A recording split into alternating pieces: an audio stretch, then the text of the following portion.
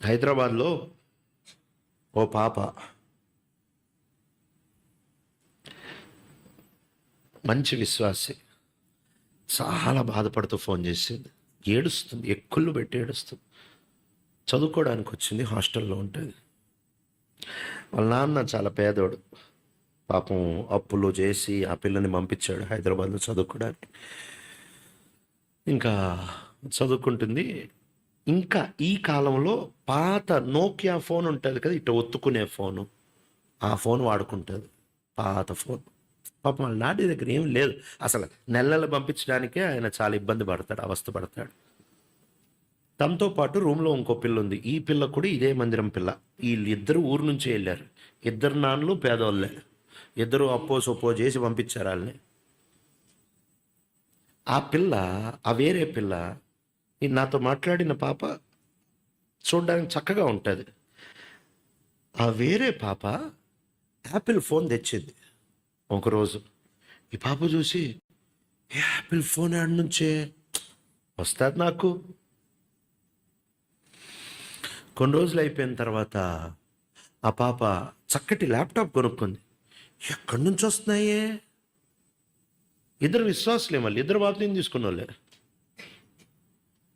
ఆ తర్వాత నేను 3 నెలల్లో బండి కొనుక్కుంటాను తెలుసా. ఏంటి, ఎక్కడి నుంచి వస్తున్నాయి? నీకు కూడా కావాలా? నాకు కూడా కావాలి. ఏం చేయాలి? చాలా ఈజీ. నేను బట్టలు ఇస్తాను, అది వేసుకొని రాత్రి 10 గంటలకి ఓ స్థలానికి తీసుకెళ్తా. ఆ రోడ్డు మీద నిలబడాలంటే బండి వస్తారు, ఆపుతారు, ఎక్కాలి, వెళ్ళిపోవాలి. పొద్దున్న మన హాస్టల్ దగ్గర వాళ్ళు మనం దించేస్తారు. రోజుకి 20,000 ఇచ్చేస్తారు. 5 రోజులు వెళ్తే ఒక సెల్ ఫోన్ వస్తుంది, 20 రోజులు వెళ్తే ఒక ల్యాప్టాప్ వస్తుంది, నెల పోతే బండి వస్తుంది. మన నాన్నలు ఎంత ఇబ్బంది పడుతున్నారు కదే, వాళ్ళని ఎందుకు బాధ పెట్టాం?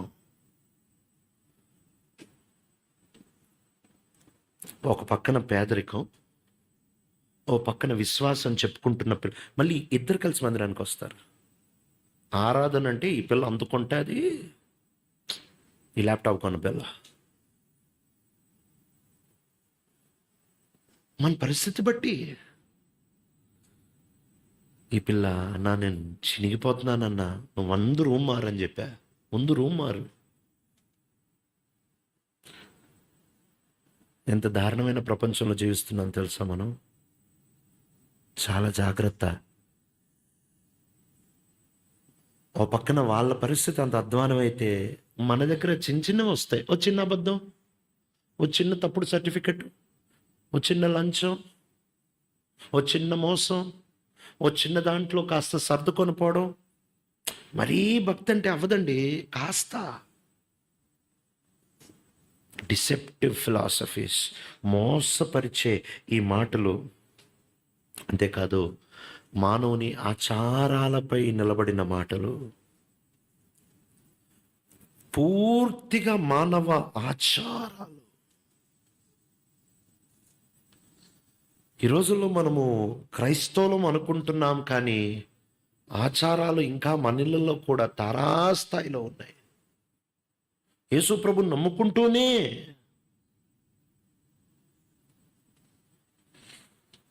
చివర్లో అంటాడు, యేసు ప్రభు మీద ఆధారపడకుండా రాదర్ దాన్ క్రైస్ట్ అంటాడు. ఈ 3 రాసి ఇలాంటి సిద్ధాంతాలు, ఆ తర్వాత మానవ ఆచారాలు, ఆ తర్వాత ఇహలోకపు మూలపాఠాలు, ఇవన్నీ క్రీస్తుకి బదులుగా ఇవి వచ్చేస్తాయి. ఒట్టి యేసు ప్రభు సరిపోడు, ఇది ప్రపంచం చెప్పేది, సైతాన్ చెప్పేది, లోకం చెప్పేది, శరీరానుసార్లు చెప్పేది. ఏం తెలుసా? యేసు ప్రభు మంచోడండి, కానీ అన్నిటికీ సరిపోడు.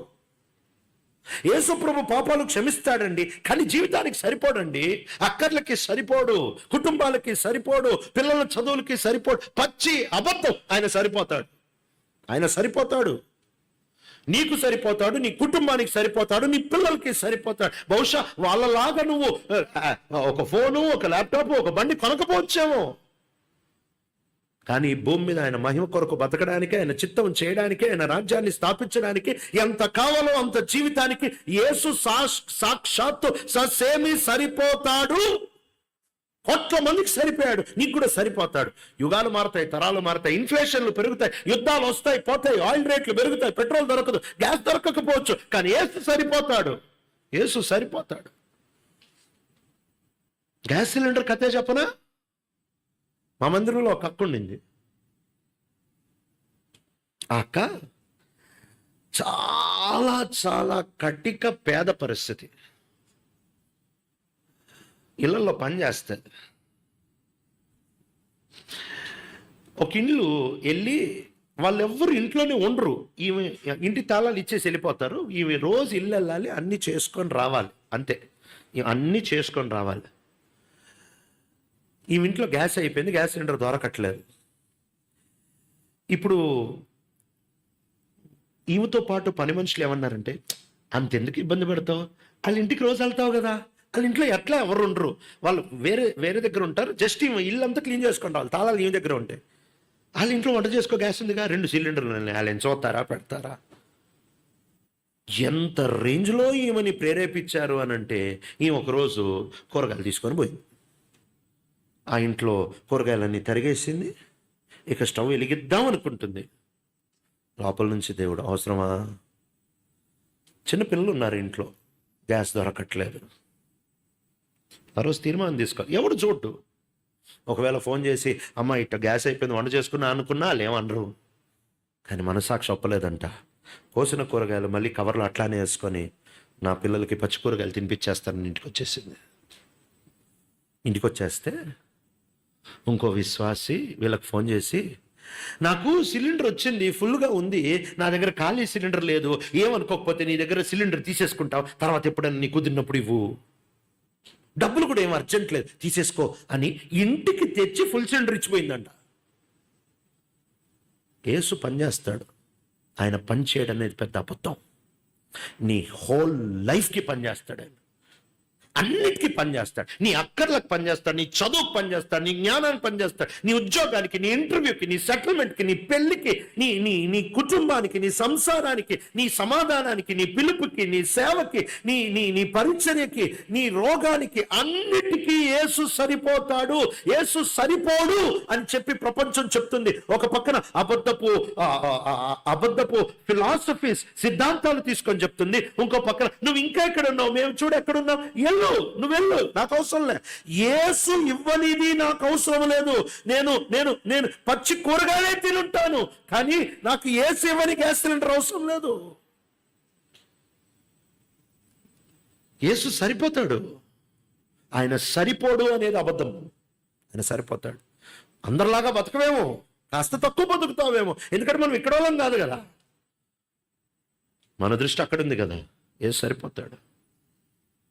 ఇదే పౌలు తలబాదుకొని చెప్తున్నాడు, యేసు సరిపోతాడు. ఇక వచ్చేద్దాం 9-10 వచనాలకి మన అంశం.